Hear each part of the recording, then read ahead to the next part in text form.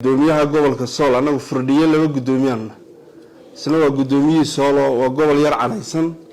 dhibaatada jirtay iyo carada yar ee taala waxaan rajaynaynaa inay dhamaato dhawaan hadii alla idmo dad wanaag la timaadana wanaag baan kugu soo dhaweynaynaa hadii aad wax ka duwan la timaadana tii aad la timi macallimiin wanaagsan oo casharada bixiyaba joogo insha Allah ay ismudan doontaan hadii alla idmo intan isu soo noqotay maantana isu sii adkayno inta aan wali soo noqona aanu gacan nabadgeliyo ugu baaqno oo maanta sida arkaysaan xildhibaanadii aad soo doorateen hartiyo isaaq bay idinku ay wada jir ku fadhiyaan miiskii ku wada fadhiyaan idin shaqeynayaan taasaan idinku bushaareynayna idinku soo dhaweynaynaa marka koowaad Ceerigaabo waa nabadgeliyo sida aad sheegteen waxaan idin la qaadanay annagoo ka mas'uula ama annagoo ka wakiila madaxweynaha qaranka nabadgelyada maanta ay wada jirka u tihiin inaanu annaguna idin daba fadhino insha Allah bismillaahi kariim oo idinku daba taagnaano oo aanu dadkii iyo bulshadii kala irdhowday intan isu soo noqotay maantana isu sii adkayno inta aan wali soo noqona aanu gacan nabadgeliyo ugu baaqno waayo nabadgelyada ayna deeqda nabadgelyada ay nagu filan nabadgelyada wiilkii ku talin doona hadii alla idmo taasaan idin la qaadanay waxaan adkaynaynaa si loo helo kaabayaashii bulshada dhameystiran inay bulshadu cashuurtii bixiyaan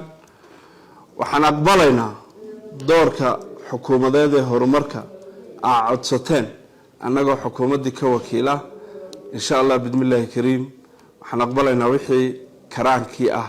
ee ugu adag inaan u kordhin doono talaabada madaxweynaha qarankana gaarsiin doona hadii alla idmo fariintiina iyo nuxurka kalfadhigiina ka soo baxay annagoo ka wakiila madaxweynaha qaranka waxaan Ceerigaabo ugu bushaareynaa as soon as possible leedkiyo jabanayna arki doonaan hadii Ilaahay idmo si lamida sida gobolada dalka oo madaxweynaha qaranku uga howlgalay waxaan ugu bushaareynaa inay biyo jaban heli doonaan si lamida sida madaxweynaha qaranku gobolada kale uga howlgalay sida ugu dhaqsaab badan barnaamijkaasi inuu hirgalaa baan rajaynaynaa hadii alla idmo aad mar labaad iyo mar saddexaad waxaan ku sii adkaynaynaa la walaabaynaa isku duubnideena insha Allah bismillaahi kariim bulshada Ceerigaabo ka maqan Ceerigaabo baryahan mana dhowr Ceerigaaba de soo baxay oo miidiyaha Ceerigaabo ku badan Ceerigaabo ta koowaad Ceerigaabo dadkii ku kala yardhoobay ee duruuftu kala kaxaysay horta nabadgeliyo guud oo taama oo tii madaxweynuhu dhigay baan mar labaad u sheegaynaa oo ugu baaqaynaa inay isugu yimaadaan oo ay nabad ku yihiin oo maanta sida arkaysaan xildhibaanadii aad soo doorateen hartiyo isaaq bay idinku ay wada jir ku fadhiyaan miiskii ku wada fadhiyaan idin shaqeynayaan taasaan idinku bushaareynayna idinku soo dhaweynaynaa marka koowaad marka labaad cid walba oo aan wanaaga iyo samaha iyo wada jirka ummadani ku nooshahay aan maxaan ku yiraahdaa aanay u qurqursamayn ama se aanay ka daadegayn waxaan u sheegaynaa Ceerigaabo iyo dawladnimadeedu way isku filanta Ceerigaabo difaaceedana waa ku filana waxaan maqlayay sida daasho ilaa shalay bara bulshada kala socoteen carabka inay Ceerigaabo lagu celcelinayay gudoomiyaha gobolka Sool anagu furdhiye laba gudoomiyana isna waa gudoomiyii Sool oo gobol yar calaysan dhibaatada jirtay iyo carada yar ee taala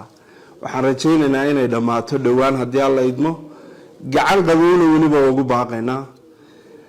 insha Allah bismillaahi kariim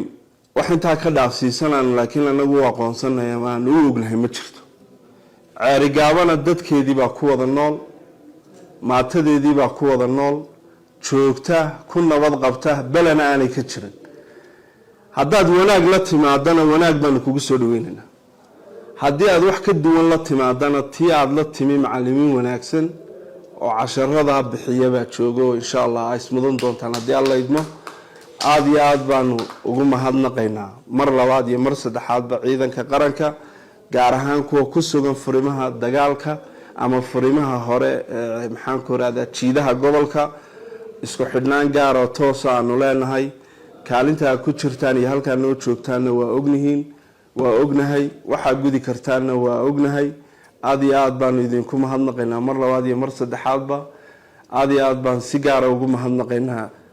qaybta saddexaad maamulkeeda iyo guud ahaan gobolka oo dhan ugu dambeyntii arinta abaaraha oo runtii gobolka meelo ka mid ah wali yihiin abaaro oo abaartii ay aad ugu kulushahay guud ahaan gobolka Sanaag oo dhan ama hool Sanaag oo dhan oo gobolka Baran iyo gobolka Sanaag labada gobolba abaartii ay ka jirto insha Allah bidmillaahi kariim wixii karaankayga ah ka xukuumad ahaan waxaan diyaarnahay inaan dadka gaarsiino meelaha ugu daran ee biyo la'aanta laga soo sheegayna insha Allah gurmad degdega aanu gaarsiin doono haddii Alla idmo xukuumaddu hore waxay u keentay raashin hadeerna raashin baa soo socdo insha Allah komin inoo ah inay ama bari yimaadaan ama saa dambe insha Allah bidmillaahi kariim la isu dhaafin doono meelaha ugu daran ee ay dhibaatadu ka taagan tahay taladeedana aynu wada yeelan doono iyo rogrogeeda mar labaad iyo mar saddexaad aad iyo aad baa u mahadsantiin aad iyo aad baan idinka mahadnaqaynaa si khaas ah waxaan ugu mahadnaqaynaa xildhibaanada maanta inala jooga ee degmadoodii jooga ee halkii laga soo doortay jooga ee dadkoodii ummadoodii soo dooratayna u shaqaynaya ee duruufaha ay ku sugan yihiin jecel in ay si salmiya oo nabad uga saaraan mahad gaar ah waan siinaynaa